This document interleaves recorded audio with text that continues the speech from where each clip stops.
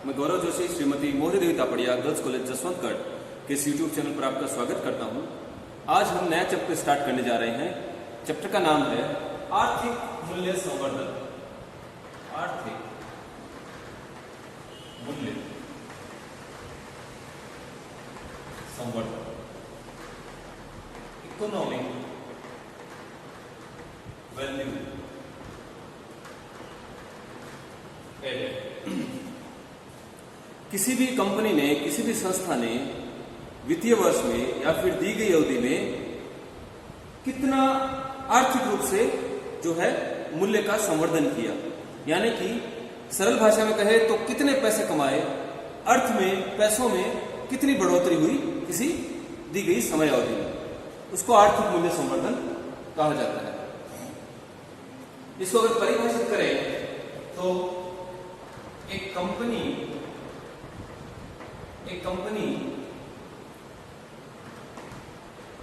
वित्तीय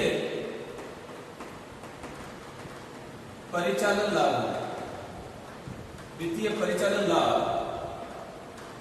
में से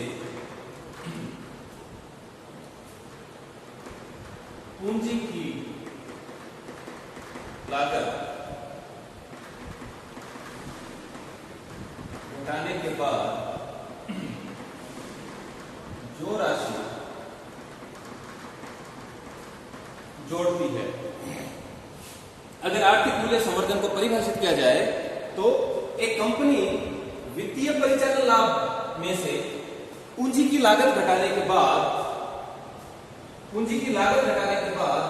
जो राशि जोड़ती है यानी कमाती है, जो राशि कमाती है उसे आर्थिक मूल्य संवर्धन कहते हैं। जो लाभ है, लाभों में से पूंजी की लागत घटा देते हैं और जो राशि प्राप्त होती है वही आर्थिक मूल्य संवर्धन कहलाता है। या उसको ऐसे भी कह सकते हैं,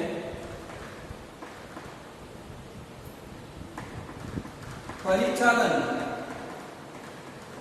लाभ का विनियोजित पूंजी की लागत पर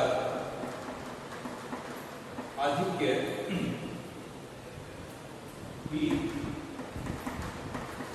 आर्थिक मूल्य संवर्धन है। परिचालन लाभ का विनियोजित पूंजी की लागत पर आधिक्य ही आर्थिक मूल्य संवर्धन है। इसका फॉर्मूला अगर देखें, इकोनॉमिक वैल्यू एडेड, परिचालन लाभ net operating profit.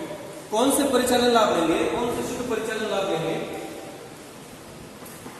After tax before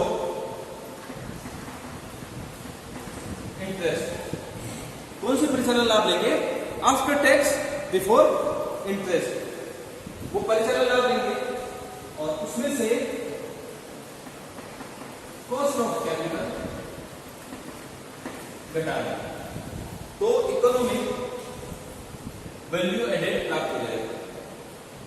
आर्थिक मूल्य संवर्धन, परिचालन लाभ का विनियोजित पूंजी की लागत पर आधिक्य।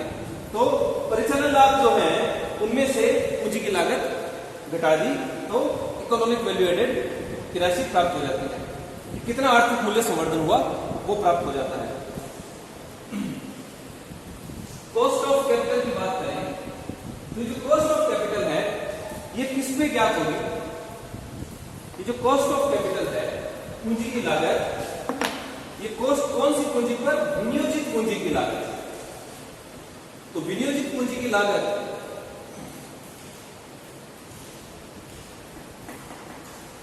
cost of कैपिटल, कौन सी पूंजी की लागत? विनियोजित पूंजी की लागत। Weighted average cost of capital into capital employed. विनियोजित पूंजी पर जितनी पूंजी संस्था में लगा रखी है, कंपनी में विनियोग कर रखी है, उस पूंजी पर जो लागत आ रही है वो कॉस्ट ऑफ कैपिटल कहलाती है।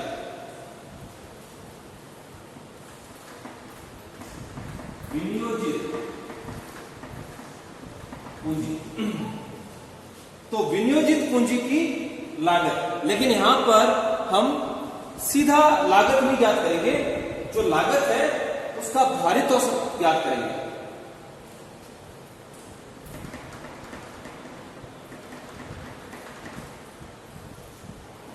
जो लागत है पूंजी की लागत का, पूंजी की लागत का भारित औसत, तो जो भारित औसत की दर है, जो लागत की दर है, भारित औसत ज्ञात कर ली जाएगी लागत की दर का, और फिर कैपिटल एम्प्लॉयड पे उस दर से कॉस्ट ऑफ कैपिटल ज्ञात कर ली जाएगी। एक बार दोबारा देख लेते हैं क्या है आर्थिक मूल्य संवर्धन। आर्थिक मूल्य संवर्धन का मतलब आर्थिक रूप से एक कंपनी ने कितना मूल्य संवर्धन किया, आर्थिक रूप से क्या बढ़ोतरी की वर्ष भर में या दिए गए समय में।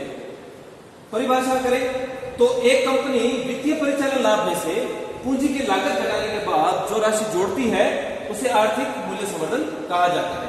पूंजी की लागत क्यों घटाई जाती है? क्योंकि पूंजी प्राप्त करने पर जो विनियोक्ता है उनको जो रिटर्न दिया जाता है वो घटाया जाना आवश्यक होता है लाभों में से। ठीक है, तो परिचालन लाभ में से पूंजी की लागत घटाने के बाद जो राशि कमाई जाती है या जोड़ी जाती है उसे आर्थिक मूल्य संवर्धन कहते हैं। या फिर इसको ऐसे परिभाषित किया जा सकता है कि परिचालन लाभ का विनियोजित पूंजी की लागत पर जो आधिक्य है वही आर्थिक मूल्य संवर्धन है। फॉर्मूले के रूप में अगर इसको देखें तो हमने बात की थी कि परिचालन लाभ का विनियोजित पूंजी की लागत पर आधिक्य, यानी कि जो परिचालन लाभ है उसमें से विनियोजित पूंजी की लागत घटा दी जाएगी और जो राशि प्राप्त होगी वो इकोनॉमिक वैल्यू एडेड कहलाता है। तो परिचालन लाभ कौन से लेंगे? नेट ऑपरेटिंग प्रॉफिट लेंगे, शुद्ध परिचालन लाभ लेंगे। कौन से? After tax before interest, interest घटाने से पहले और कर चुकाने के पश्चात के लाभ लेंगे। उसमें से कॉस्ट ऑफ कैपिटल, पूंजी की लागत घटा दी जाएगी। कॉस्ट ऑफ कैपिटल कैसे ज्ञात की जाती है? कॉस्ट ऑफ कैपिटल, कौन सी कैपिटल की कॉस्ट? विनियोजित पूंजी, कैपिटल एम्प्लॉयड, जितनी पूंजी विनियोग की है उसकी लागत क्या आई? तो विनियोजित पूंजी पर जो लागत की दर है, कौन सी लागत की दर? भारित औसत। भारित औसत के आधार पर हम लागत की दर ज्ञात करेंगे, उससे कैपिटल एम्प्लॉयड पे कॉस्ट ऑफ कैपिटल ज्ञात करेंगे। इसके बारे में हम चर्चा बाद में करेंगे कि किस प्रकार भारित औसत ज्ञात किया जाता है लागत का। तो ये हमने कॉस्ट ऑफ कैपिटल ज्ञात कर ली। अब अगर इनको शॉर्ट में लिखें, अगर इस फॉर्मूले को हम इस प्रकार भी लिख सकते हैं, EVA economic value added is equal to NOPAT, net operating profit after tax, minus WACC, weighted average cost of capital WACC into CE, capital employed CE। EVA का formula net operating profit after tax minus cost of capital, या फिर cost of capital होगी weighted average cost of capital into capital employed. Capital employed क्या है? Capital employed क्या होता है?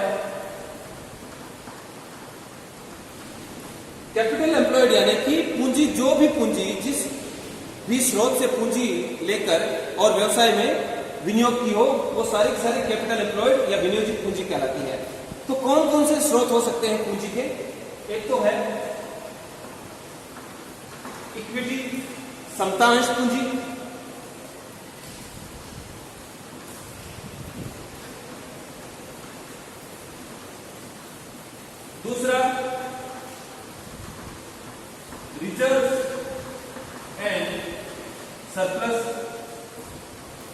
संचय एवं आधिक्य। जो कंपनी ने जो लाभ कमाए हुए हैं पिछले वर्षों में, या जो कंपनी ने जो संचय बनाए हुए हैं लाभों से, वो भी जो है व्यवसाय में पूंजी के रूप में काम में लिए जाते हैं। तो कैपिटल एम्प्लॉयड, जो पूंजी विनियोग कर रखी है व्यवसाय में, उसके कौन कौन से स्रोत हो सकते हैं? एक तो समतांश पूंजी, इक्विटी, दूसरा रिजर्व एंड सरप्लस, तीसरा टोटल डेट, ऋण, और तीसरा हो सकता है ऋण। एक तो खुद की पूंजी समतांश पूंजी, दूसरा रिजर्व एंड सरप्लस, और तीसरा है ऋण। अब ये ऋण पत्रों के रूप में भी हो सकता है, या फिर बैंक से लोन लिया जा सकता है। तो इस प्रकार जो कैपिटल एम्प्लॉयड है उसमें ये विभिन्न प्रकार की पूंजी सम्मिलित है। तो जब हम weighted average cost of capital ज्ञात करेंगे, यहां तक कैपिटल एम्प्लॉयड तक तो हमको समझ में आ गया, हमको ये चीज नहीं समझ आ रही कि ये क्या है, weighted average cost of capital क्या है, इसकी बात करेंगे। तो ये weighted average cost of capital क्या है?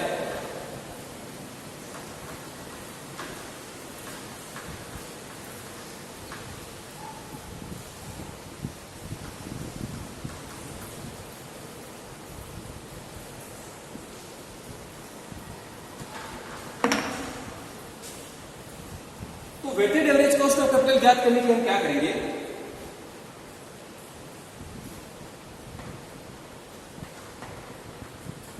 WACC, weighted average cost of capital ज्ञात करने के लिए क्या करेंगे?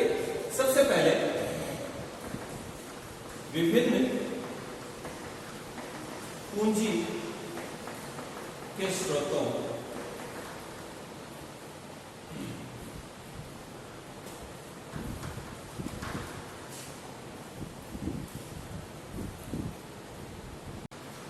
विभिन्न पूंजी विभिन्न स्रोतों से प्राप्त पूंजी पर प्रत्येक स्रोत के लिए पूंजी पर अलग अलग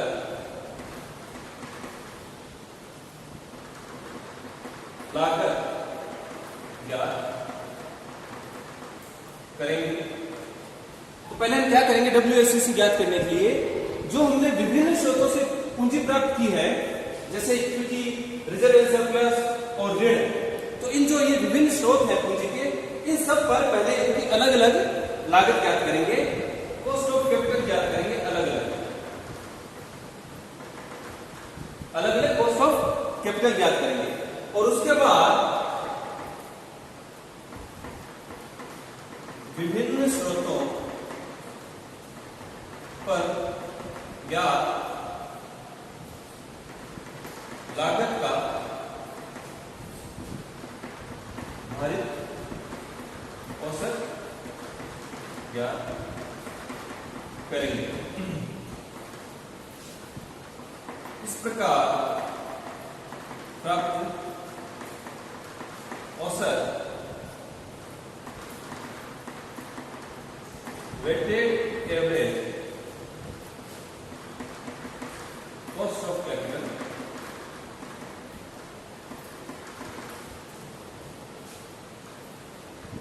कहलाता है। तो हमने क्या किया? Weighted average cost of capital ज्ञात करने के लिए क्या किया कि हमने पहले प्रत्येक प्रकार के स्रोत, जो भी पूंजी का स्रोत है, चाहे इक्विटी हो चाहे ऋण हो, उन सब पे पहले अलग अलग कॉस्ट ऑफ कैपिटल ज्ञात करेंगे प्रत्येक स्रोत की, और फिर वो जो विभिन्न स्रोतों पर जो हमने ज्ञात की है, कॉस्ट ऑफ कैपिटल ज्ञात की है, उस लागत का भारित औसत ज्ञात कर लेंगे। तो वो जो भारित औसत जो प्राप्त होगा, इस प्रकार प्राप्त औसत weighted average cost of capital कहलाएगा। इसको हम बाद में उदाहरण द्वारा समझेंगे, तब ये ज्यादा स्पष्ट हो जाएगा। तो पहले हमको क्या करना होगा? सबसे पहला स्टेप है विविध स्रोतों से प्राप्त पूंजी पर अलग अलग लागत ज्ञात करना। तो सबसे पहले हम अलग अलग लागत ज्ञात करेंगे, अलग अलग कॉस्ट ऑफ कैपिटल ज्ञात करेंगे प्रत्येक स्रोत की।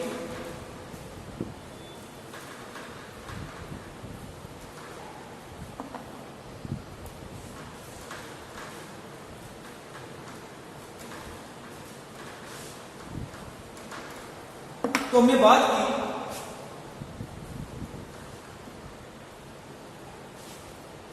एक तो हमारे पास स्रोत है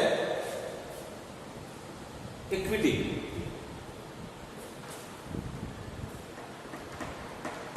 क्षमता अंश पूंजी की लागत। हमने बात की थी कि प्रत्येक प्रकार के स्रोत की अलग अलग लागत ज्ञात करेंगे। तो सबसे पहले हम लेंगे क्षमता अंश पूंजी। इस पूंजी की लागत क्या होगी? कॉस्ट ऑफ इक्विटी, इसको शॉर्ट में KE, कॉस्ट ऑफ इक्विटी या KE। KE का मतलब हुआ कॉस्ट ऑफ इक्विटी, इसको ऐसे लिखते हैं। दो मेथड है कॉस्ट ऑफ इक्विटी ज्ञात करने के, दो मेथड है। एक तो है डिविडेंड यील्ड मेथड, लाभांश प्राप्ति विधि। तो हमने बात की थी कि प्रत्येक पूंजी का जो भी स्रोत है उस पर सबकी अलग अलग लागत ज्ञात करेंगे। तो सबसे पहले हम क्षमतांश पूंजी की लागत ज्ञात करेंगे। क्षमतांश पूंजी की लागत ज्ञात करने का पहला मेथड है डिविडेंड यील्ड मेथड।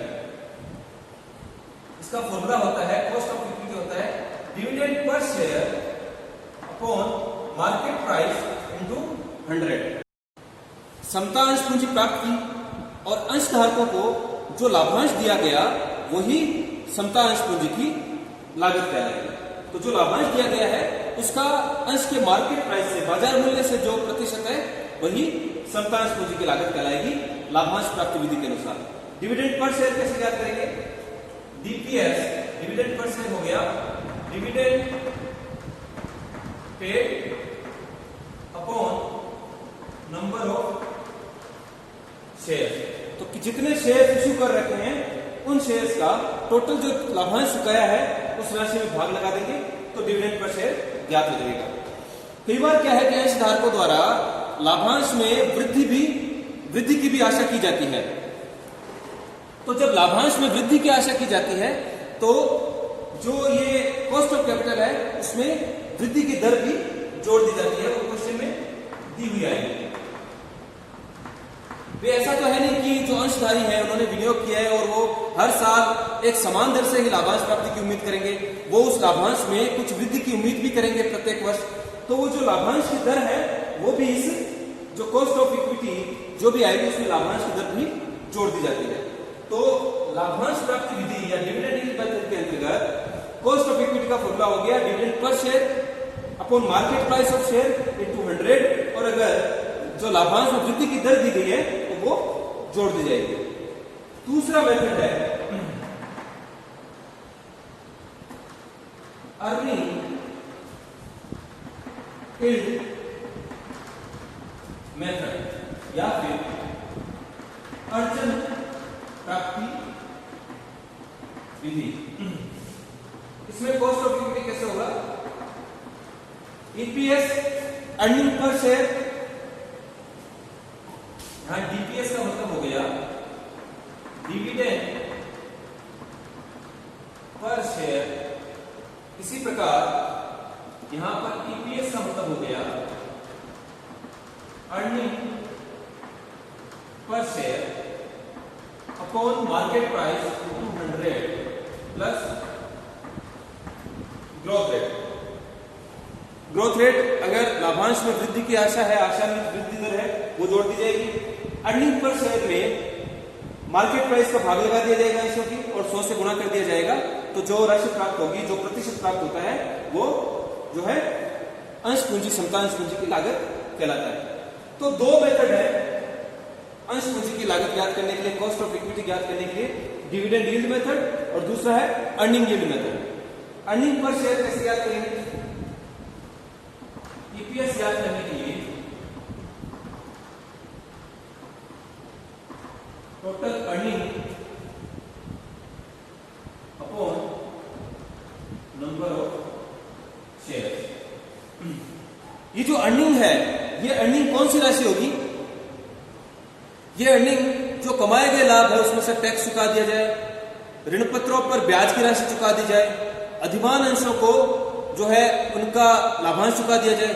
उसके पश्चात जो राशि शेष बचती है वो राशि समतांशधारियों के लिए राशि बचती है, और वही जो है समतांशधारियों के लिए अर्जन या अर्निंग कहलाती है।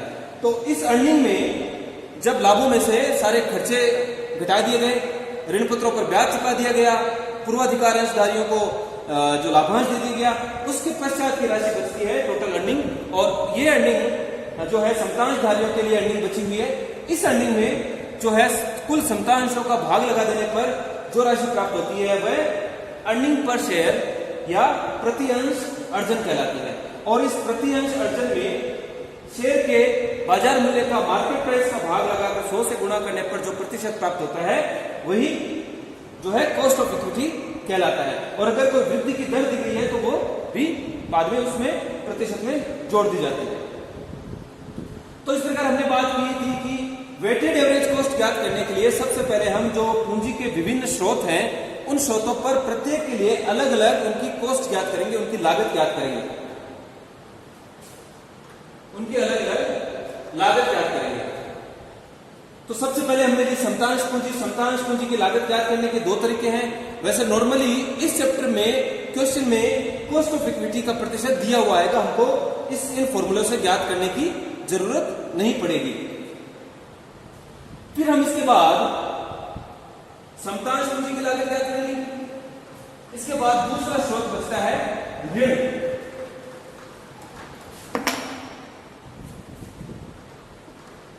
दूसरा है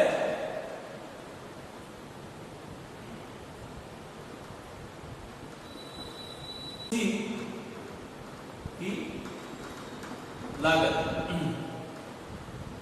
कॉस्ट ऑफ डेट या के और डी से इसे दर्शाया जाता है।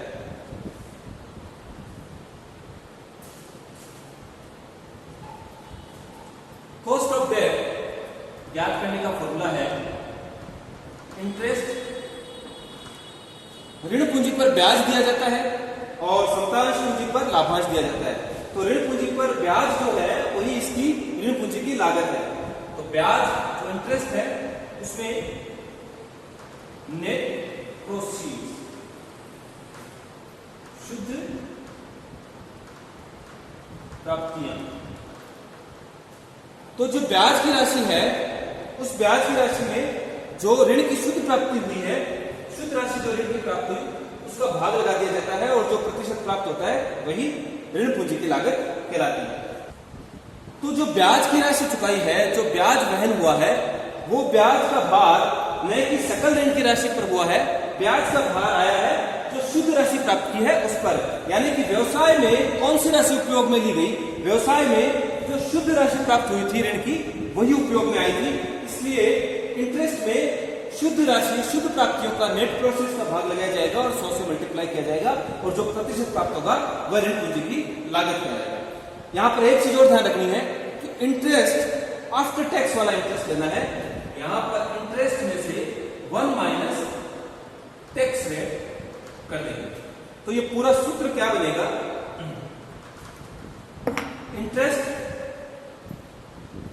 1 माइनस टैक्स रेट अपॉन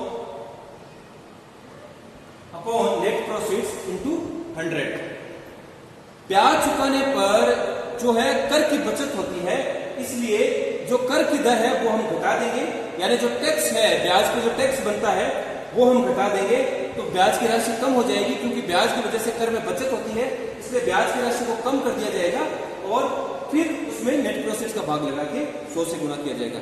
हम उदाहरण के द्वारा समझते हैं कि ब्याज के द्वारा किस प्रकार से जो है करों में बचत होती है, इसलिए कर की राशि यहां पर घटाई जाती है। एक उदाहरण लेते हैं।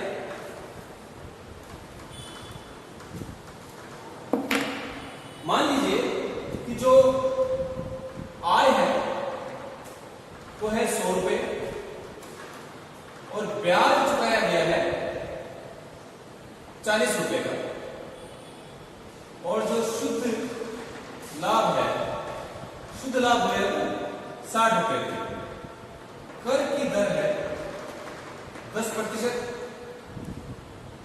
तो जो कर चुकाना पड़ रहा है वो 60 का 10% 6 रुपए कर चुकाना पड़ रहा है। कर की राशि है 6 रुपए।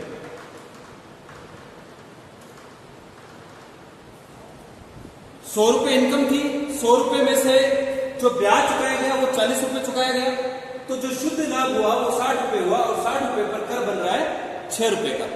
अब एक दूसरा उदाहरण लेते हैं जहां पर ब्याज नहीं चुकाया जा रहा। हम देख रहे हैं कि ब्याज के कारण कर में कैसे बचत होती है और उस बचत का फायदा यहाँ पर हमको मिलता है, इसलिए इंटरेस्ट की राशि को हमको कर की बचत से कम कर देना चाहिए। दूसरा उदाहरण देखते हैं, मान लीजिए आज हम 100 रुपए की और यहाँ पर किसी प्रकार का ब्याज नहीं चुकाया गया और शुद्ध लाभ हो गए 100 रुपए। अब कर की दर है 10%, तो 100 रुपए पर 10% के हिसाब से कितना कर देना पड़ेगा? 10 रुपए। और जब ब्याज चुकाया जा रहा था तो कितना कर देना पड़ रहा था? 6 रुपए।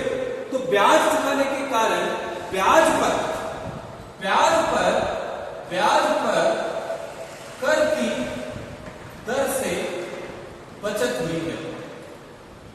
कर की दर से जो राशि बनती है ब्याज पर उसकी हमको बचत हुई है, उसका हमको फायदा हुआ है।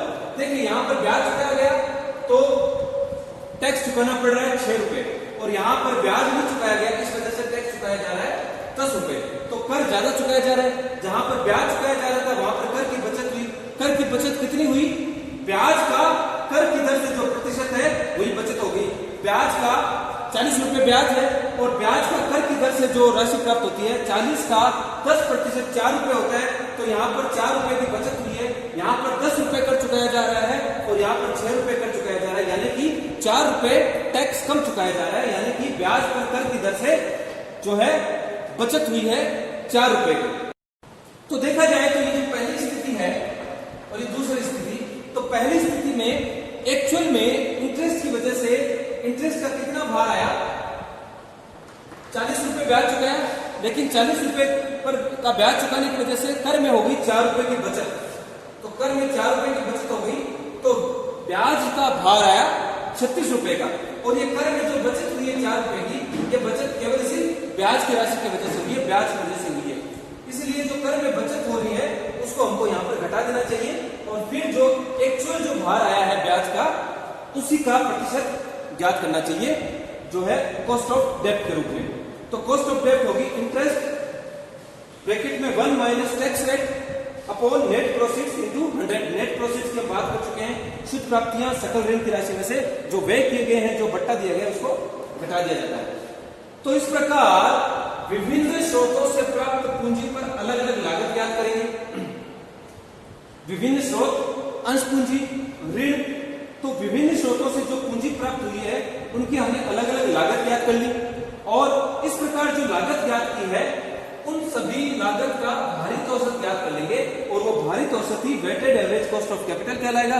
और जो भारित औसत आएगा लागत का, उस लागत को हम कैपिटल एम्प्लॉयड से गुणा कर देंगे तो कॉस्ट ऑफ कैपिटल आ जाएगी और उस कॉस्ट ऑफ कैपिटल को नेट प्रॉफिट में से घटा दिया जाएगा, तो जो राशि प्राप्त होगी वह ईवीए या आर्थिक मूल्य संवर्धन कहलाती है।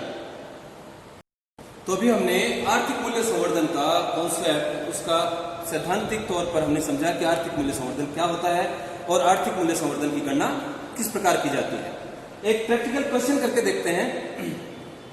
इक्विटी दी गई है 16 लाख रुपए की, इक्विटी कैपिटल जो समता अंश पूंजी है वो दी गई है 16 लाख रुपए की।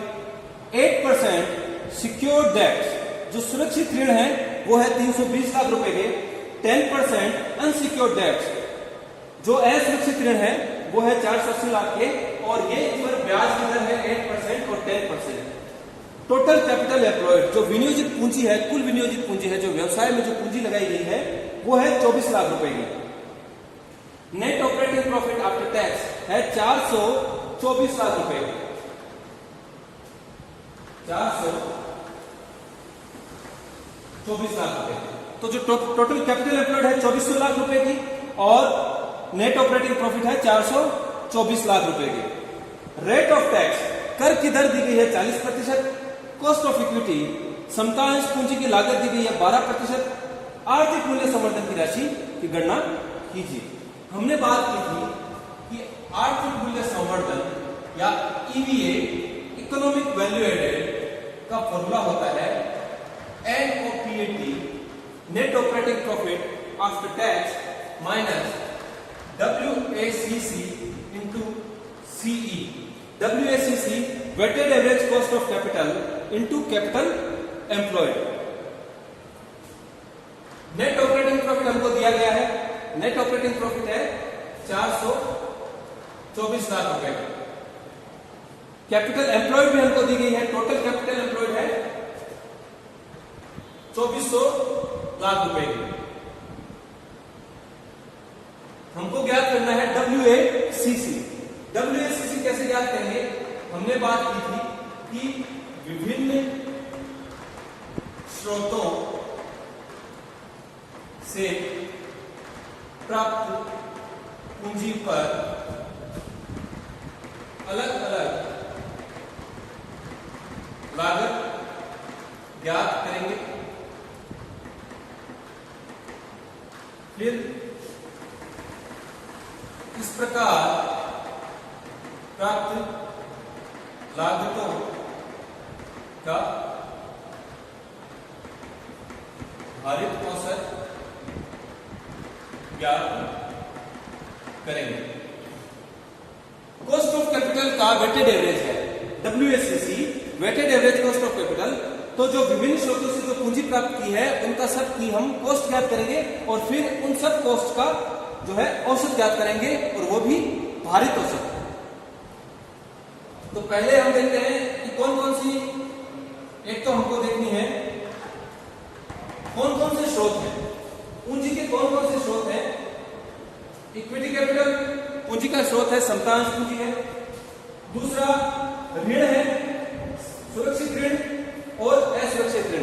तो ये तीन है पूंजी के स्रोत। कॉस्ट ऑफ इक्विटी हमको दी गई है 12%। तो पहला कॉस्ट ऑफ इक्विटी क्वेश्चन में दे रही है 12%। तो पूंजी का एक स्रोत, विभिन्न स्रोतों से प्राप्त पूंजी पर अलग अलग लागत ज्ञात करेंगे। तो पूंजी का जो पहला स्रोत है इक्विटी कैपिटल, उसकी हमको लागत ज्ञात है, क्वेश्चन में दी गई है 12%। दूसरा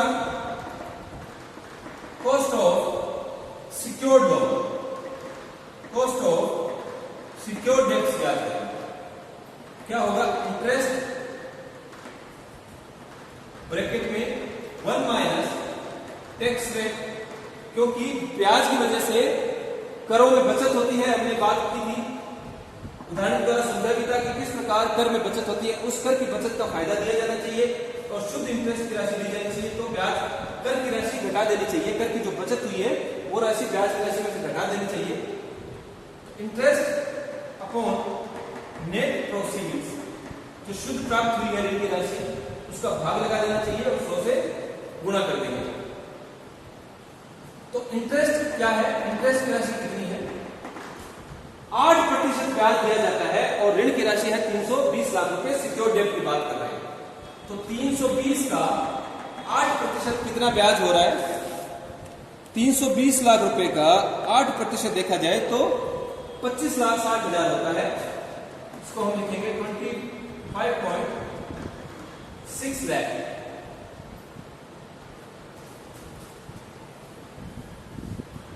25.60 ब्रैकेट बंद कर दिया। 1 माइनस टैक्स रेट कितनी है? 40%। अगर इसको दशमलव में लिखा जाए तो 0.40 अपॉन नेट प्रोसीड्स कितना है? 320 लाख।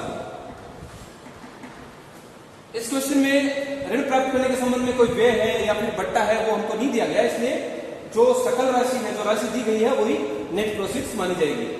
अगर इसको हल किया जाए 25.6, इसको अगर हल किया जाए तो क्या होगा? 25.6 ब्रैकेट में एक में से 0.40 अगर घटा दिया जाए तो ये बचता है 0.60। 320 इंटू 100, फिर ब्रैकेट ओपन हो जाएगा और 25.6 इंटू 0.60 अपॉन 320 इंटू 100। अब अगर आगे हल इसको किया जाए तो 25.6 को 0.60 से गुणा किया जाए तो आता है 15.36 बटा 320 इंटू 100। और 15.36 में 320 का भाग लगाकर 100 से गुणा किया जाए तो ये आएगा 4.80%। तो जो सिक्योर्ड डेब्ट है, सिक्योर्ड डेब्ट पर 8% ब्याज दिया जाता है, लेकिन कर की बचत के कारण, ब्याज की वजह से करों की बचत होती है, कर की बचत के कारण जो वास्तविक जो राशि वहन करनी पड़ रही है, जो वास्तविक ब्याज की दर वहन करनी पड़ रही है, वो है 4.80%, यानी 4.80% ही वहन करनी पड़ रही है ब्याज की दर सिक्योर्ड डेब्ट की। इसी प्रकार तीसरा कॉस्ट ऑफ अनसिक्योर्ड डेब्ट ज्ञात करेंगे। इंटरेस्ट कितना बन रहा है? इंटरेस्ट है 480 लाख रुपए का अनसिक्योर्ड डेब्ट है और 10% की दर से ब्याज दिया जाता है, तो 48 लाख रुपए का ब्याज दिया जाता है। तो कॉस्ट ऑफ अनसिक्योर्ड डेब्ट ज्ञात करेंगे।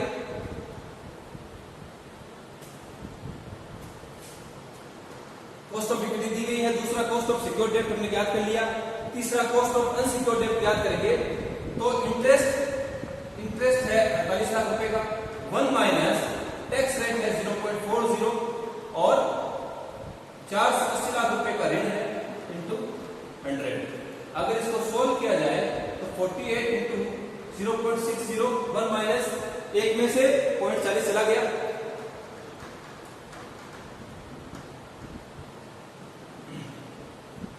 और 480 का भाग लगाया इंटू 100। अब इसको अगर आगे हल किया जाए तो 48 का 60% आता है 28.8 बटा 480 इंटू 100, और इसको अगर सॉल्व किया जाए 480 इंटू 100 तो ये आएगा 6%। तो जो कॉस्ट ऑफ अनसिक्योर्ड डेब्ट है वो है 6% की। एक्चुअल में 10% ब्याज दिया जाता है, लेकिन ब्याज की वजह से जो करों की बचत होती है, जो टैक्स की सेविंग्स होती है, उस वजह से जो वास्तविक भार वहन करना पड़ रहा है वो 6% का ही है। तो weighted average cost of capital का भारित औसत ज्ञात करने के लिए सबसे पहले विभिन्न स्रोतों से प्राप्त पूंजी की अलग अलग लागत ज्ञात की जाती है। तो हमने अलग अलग लागत ज्ञात की। विभिन्न स्रोत कौन कौन से थे? समतांश पूंजी, सिक्योर्ड लोन, अनसिक्योर्ड लोन। तो पहले समतांश पूंजी पर प्रश्न में दी गई है cost of capital, cost of equity है 12% की। फिर सिक्योर्ड डेब्ट की जो लागत आती है प्राप्त करने की वो है 4.80%। फिर जो अनसिक्योर्ड डेब्ट की जो है पूंजी पर लागत आ रही है वो है 6% की। तो हमने विभिन्न स्रोतों से प्राप्त पूंजी की अलग अलग लागत ज्ञात कर ली। फिर हम इन लागतों का भारित औसत ज्ञात करते हैं। तो अब हम अगले स्टेप में इनका भारित औसत ज्ञात करेंगे। इनको एक बार लिख लेते हैं। Cost of equity, cost of डेब्ट जो है, कॉस्ट ऑफ इक्विटी है 12% की, कॉस्ट ऑफ डेब्ट एक तो है 4.8% और दूसरा कॉस्ट ऑफ डेब्ट है 6%। अब इनका वेटेड एवरेज ज्ञात करेंगे, भारित औसत ज्ञात करेंगे।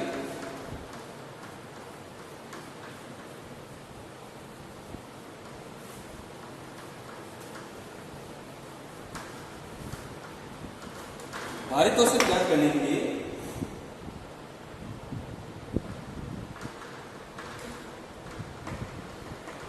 कंप्यूटेशन ऑफ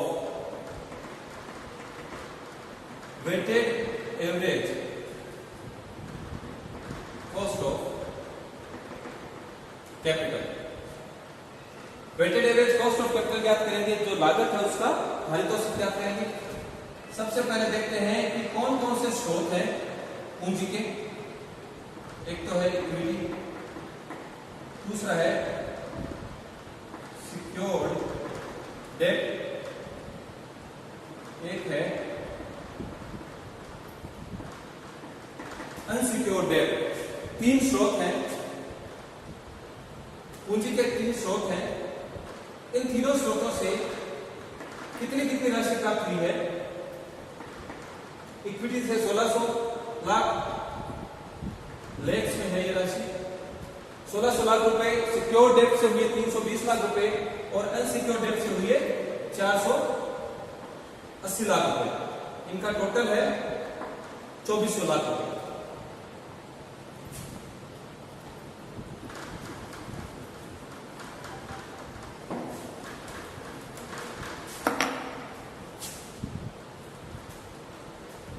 फिर जो कॉस्ट है आफ्टर टैक्स, इन सब की लागत क्या आ रही है?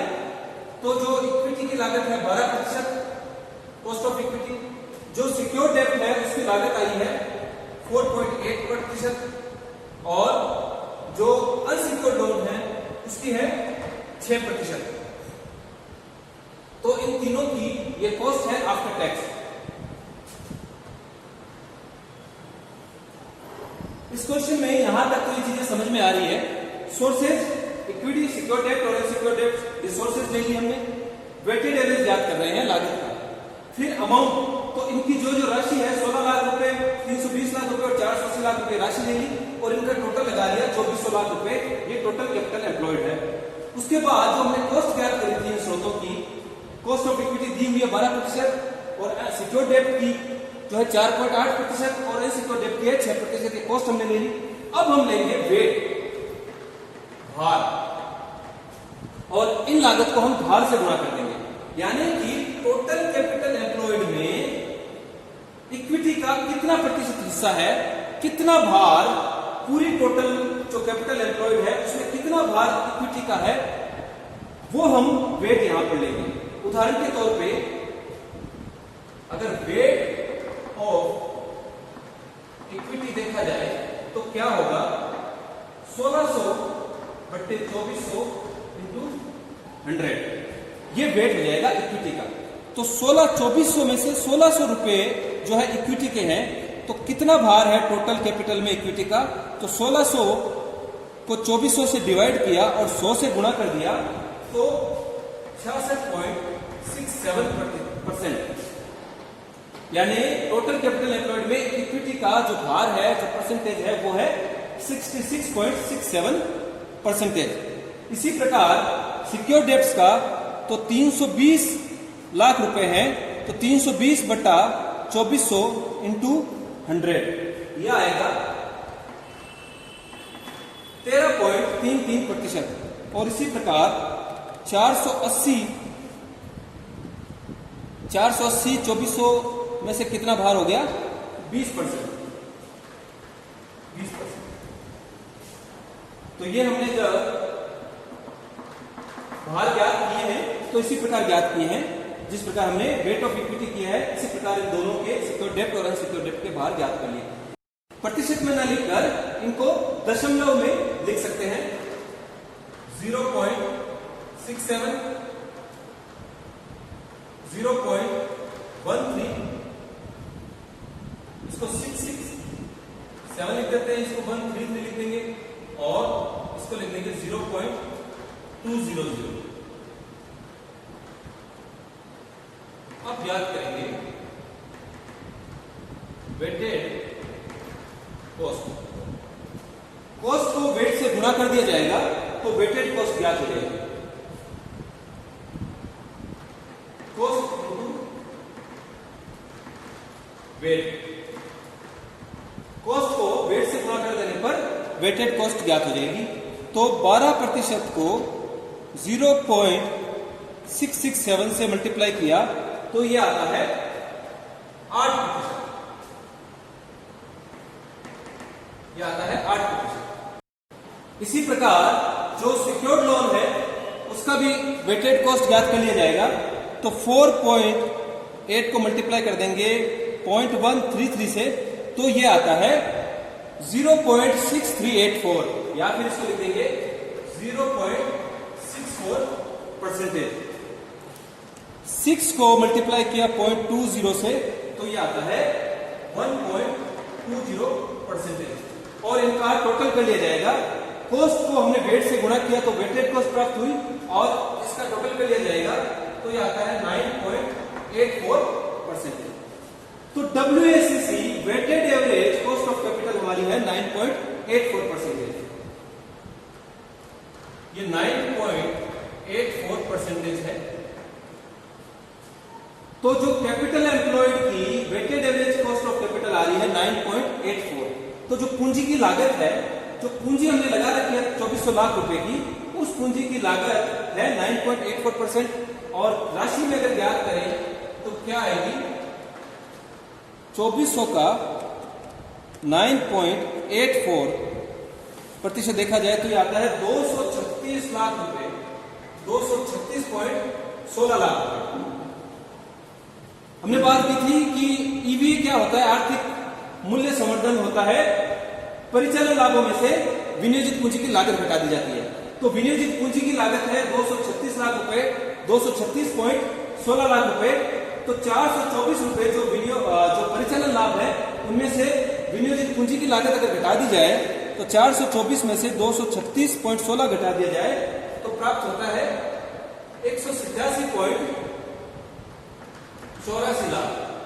और ये 187.84 लाख जो है वो ईवीए है, इकोनॉमिक वैल्यू एडेड है। तो इस प्रकार आज की क्लास में हमने आर्थिक मूल्य संवर्धन के बारे में जाना और आर्थिक मूल्य संवर्धन से संबंधित एक प्रैक्टिकल क्वेश्चन भी करके देखा। तो आज के लिए इतना ही। इस वीडियो को लाइक कीजिए, शेयर कीजिए, हमारे YouTube चैनल को सब्सक्राइब कीजिए। धन्यवाद।